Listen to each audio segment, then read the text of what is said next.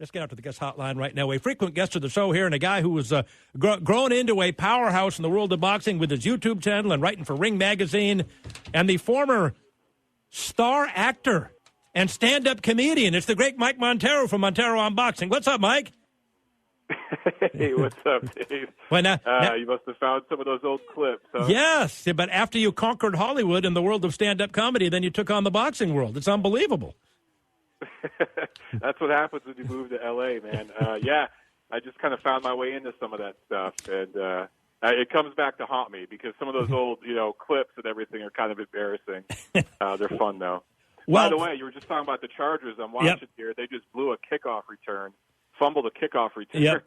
They're getting their butts whooped. Yeah, and it's a home. They play 16 road games a year, the Chargers. There's not anybody in L.A. who wants them here or cares about the Chargers. What a huge mistake they made moving here. Well, I still don't get why they did it. I mean, money's involved, obviously, but yeah, it just doesn't feel like they're an L.A. team, and I don't think it ever will.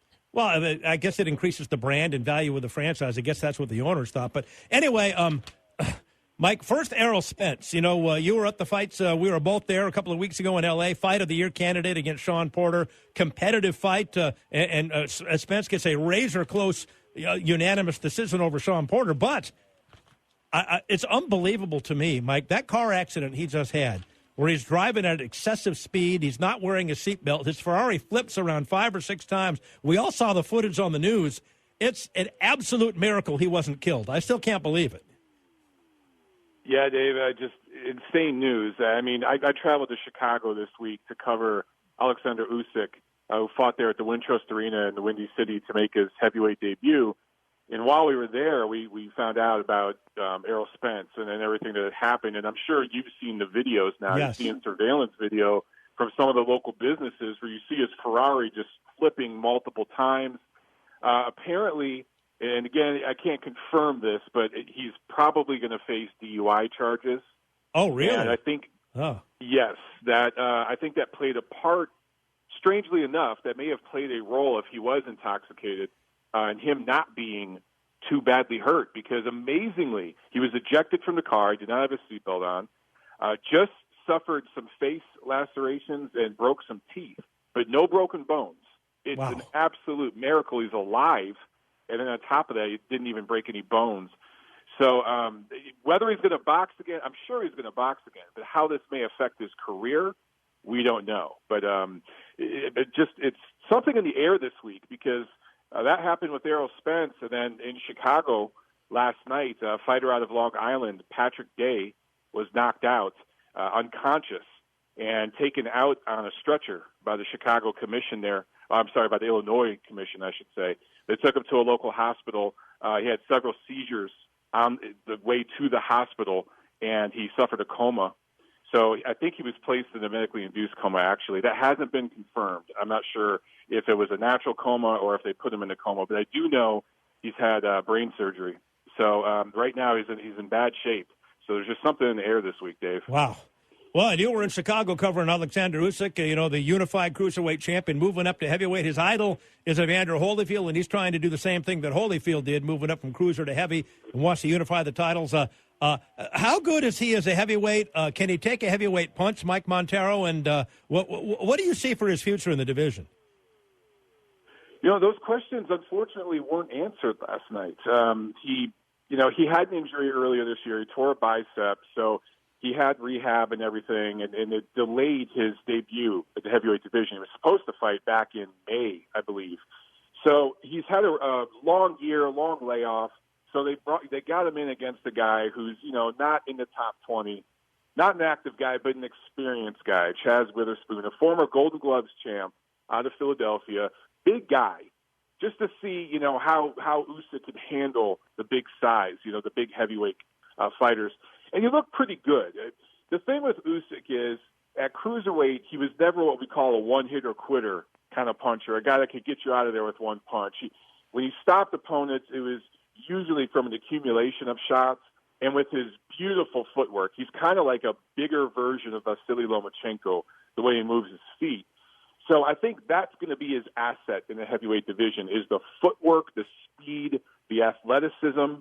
He's not going to be able to really, really hurt the big elite heavyweights, though, with one punch. That may cost him. And as far as him taking big shots from the elite heavyweights, guys like Deontay Wilder, who can get you out of there with one punch, his right hand is dynamite, we just won't know until we know, Dave. So at this point, he's knocking on the door of the top 10 already. But we got to see him against the top 10 guy to really know where he's at. Montero Unboxing is the YouTube channel. He also writes for Ring Magazine. Mike Montero joining Dave Smith here at SB Nation Radio and SBNationRadio.com. You know, it's funny. How many people contact me over your appearance here on the show when you received a man card violation, and then your beautiful fiancee, Tiffany, soon-to-be wife, got on the phone, and we all thought she was going to get on the phone to defend her man. She further trashed you and threw you under the bus. Yeah, that was, you know what, Dave, I still am hearing about that. In fact, some of the fight fans in Chicago, I met a lot of fans there. You know, we were there all week covering that event for Ring Magazine and RingTV.com. And there were several fans we bumped into at all the Fight Week events, and a couple of them brought up the man card thing. So it's infamous now, and it's coast to coast. But you never thought, I'm never going to live that down. Thank you, Dave. You never thought you'd have a mole in your own house. Man, yeah, I know, right? You just don't know who you could trust these days. She sent me a tweet the other day and said that you were doing laundry and that you were ironing. Is that true? You know what? I was in the Marine Corps, so we had to learn how to iron in the Marine Corps. So I have an excuse. Yeah, I think a former boxer, former Marine, that might exempt you from a lot of stuff that I would normally give man card violations for. Yeah, I'll use it. I'll use whatever I can, Dave, to keep the man card. What's the relationship now between Canelo Alvarez and Oscar De La Hoya? Is it still frosty? Is it, a month or two ago it seemed like they weren't speaking to each other. Now Oscar's holding press conferences and saying everything is fine. It's really hard to say with those guys. Everything's funny when you're making money, and right now they're making money. So Canelo has the fight with Sergiy Kovalev coming up next month. That's a big event. It's one of the biggest fights of the year. It's in Vegas. And we'll see how that goes.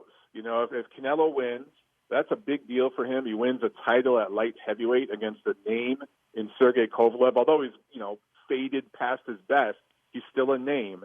The biggest name at light heavyweight right now.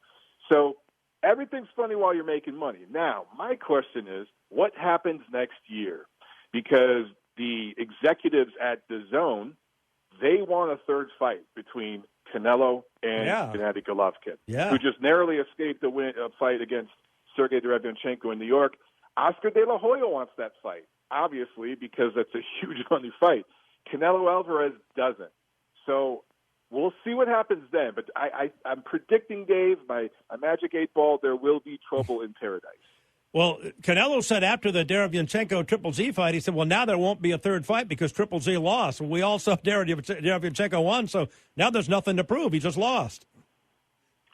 Which is crap, because Canelo Alvarez, it's kind of ironic. He's received so many decisions that went his way that a lot of fans and media feel shouldn't have went his way. So if there's anyone who shouldn't talk about decisions, going the wrong way, it's Canelo. I think that he's just trying to find reasons not to fight Golovkin because he doesn't like Golovkin. Golovkin made things very difficult during the negotiation for their rematch and had a lot to say about Canelo Alvarez when he failed a drug test. He tested positive for clenbuterol. 2 samples tested positive. So, they have really bad blood. And I think that ultimately that third fight will happen because it's still a big fight. And because the folks at DAZN, who, let's face it, they're signing the checks. That's what they want. So I believe we'll get it. Golovkin does want to fight again in February. And he does have a mandatory. He beat Derevyanchenko for a vacant title last week in New York. And with that title, he inherited a mandatory opponent. I think they'll fight them in February. And that opens everything up for that third fight with Canelo in May. Really, it just depends on what Canelo does against Sergey Kovalev next month. Yeah, and DAZN is a subscription service. It's not the traditional pay-per-view stuff. So, yeah, well, of course they want Triple G and Canelo. They'll sell a whole bunch of they'll get a whole bunch of new subscribers if they make that fight happen. Yeah, that's what it's all about. And I kind of think that's for fight fans, that's the good part. because, you hear about these huge contracts and the media reports these big numbers. Canelo had this record-breaking contract, but you don't hear the fine print, and that's what the fans don't know. Canelo's not going to make the amount of money that was reported unless he takes the fights the folks at DAZN want him to take. He can't just fight anybody and get these massive, 8-figure paydays. So if he wants the big dollars, he's going to have to fight Golovkin. Now, if the Golovkin fight doesn't happen and he wants to go a different direction, it's going to have to be one of the other top guys at middleweight, Demetrius Andrade, who has a title. Or maybe move up in weight to super middleweight and fight one of those guys. Or maybe he stays at light heavyweight should he beat Kovalev and fight somebody there. He's going to have to fight top names to command those big paydays, and that DAZN is hoping that pays off with subscribers for them. Well, it's great stuff as always, Mike, and just be careful here. If you see Tiffany hovering around corners, peeking at you, like off to the side, writing down notes, be careful. Be careful. You're being reported. Yeah, the other day I was turning around and I noticed her, pointing the phone at me, taking the video. Now I know why. Yep. Now I know. I gotta watch my back, Dave. That's it. Watch your back. Good stuff, Mike. Good talking to you again. All right, Dave. Have a good one. There he goes, the great Mike Montero. Montero Unboxing is the YouTube channel with Dave Smith here at SB Nation Radio.